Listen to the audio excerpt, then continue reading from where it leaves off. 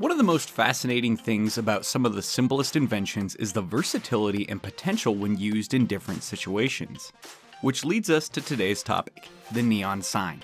You'd be hard-pressed to not see a single neon or faux neon sign adorning the sides of nearly every shop, bar, and restaurant. Yet the aesthetic charm still enchants us. There's a reason why our memories of cinemas, drive-ins, and city streets are complemented by the warm hum of a neon sign. Unlike other sources of light, neon truly glows rather than simply lighting up from electricity, creating an effect nearly anyone can appreciate. With all that in mind, let's answer the siren's call of the enchanting neon lights and follow down the path of its history to see where it all began.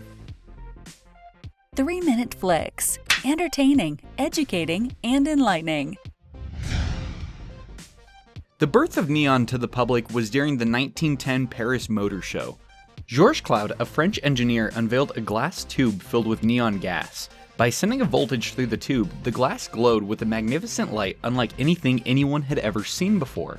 Somewhat rudimentary versions predated this invention, but this was the first time that the technology had been truly honed to its potential, thus leaving Claude in the history books as the father of the neon sign.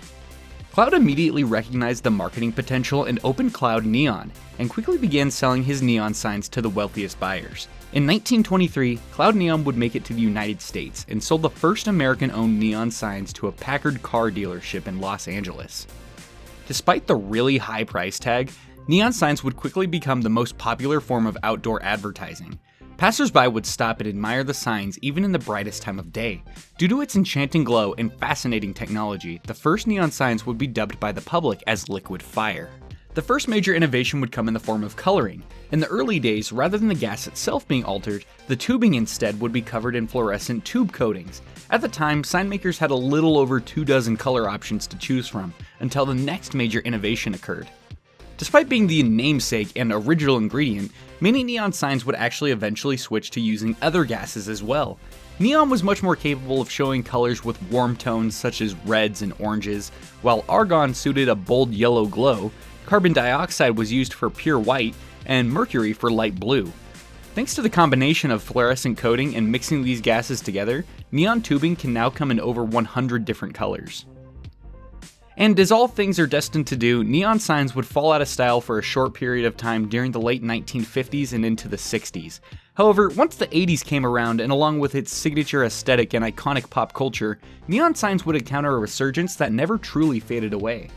Today, due to health concerns regarding the lead used in the glass of the signs, safety concerns, and high expense, neon signs are being created significantly less and instead use faux neon signs made with LED or incandescent bulbs. However, the warm, bright, authentic glow of the neon sign can never truly be perfected, and instead only imitated, keeping us ever hopeful that the neon sign will always have a home in society. 3-minute flicks. Don't forget to subscribe and hit the notification bell. We create new videos weekly.